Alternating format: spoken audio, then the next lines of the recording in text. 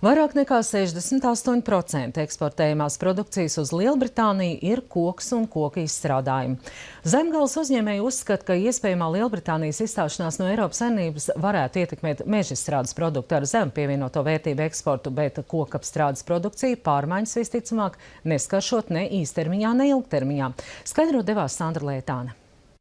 Kokapstrāde tradicionāli ir viena no svarīgākajām rūpniecības nozarēm, kas pēc izlaides kopapjoma sasniedz 26%. Jelgavā pirms gada atvērtajā uzņēmumā Cross Timber Systems, kur tiek ražoti masīvu koka paneļu ēku būvniecībai, eksports sastāda vairāk nekā 90% no saražotās produkcijas. Lielākoties tās ir Skandināvijas valstis, tomēr daļa produkcijas nonāk arī Lielbritānijā. Bažas par to, ka noiet apjomu varētu samazināt Lielbritānijā notikušā referenduma rezultāti, vismaz pagaidām gan nesot.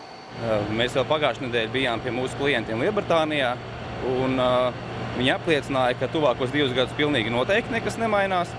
Mums ir būtiski šajos gados tomēr vienīgais, ko risināt, ir valūtas risku svārstība, risks tāds, kas ir darāms ar finanšu instrumentiem, bet kā eksporta tirgus apjomi, kas varētu iet tajā virzienā, mums 2 gados pilnīgi noteikti nekas nemainīsies.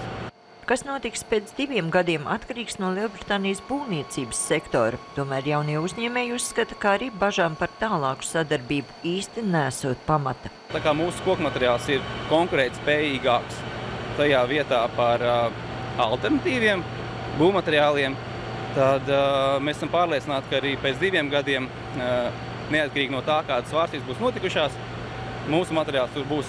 Arī uzņēmumā Zemgales tehnoloģiju centrs, kam ir 25 gadu pieredze koka dzīvojamo ēku būvniecībā un eksportēšanā, uzskata, ka radikāls ietekmes visticamāk nebūs ne īstermiņā, ne ilgtermiņā. Mēs pat varam domāt, ka varbūt tas mums ietekmēs pozitīvi, jo lielāks koksnes daudzums paliks šeit Latvijā, vismaz sākotnēji, un mēs ceram uz pat nelielu varbūt cenas pazeminājumu. Bet tas tikai tādas pārdomas.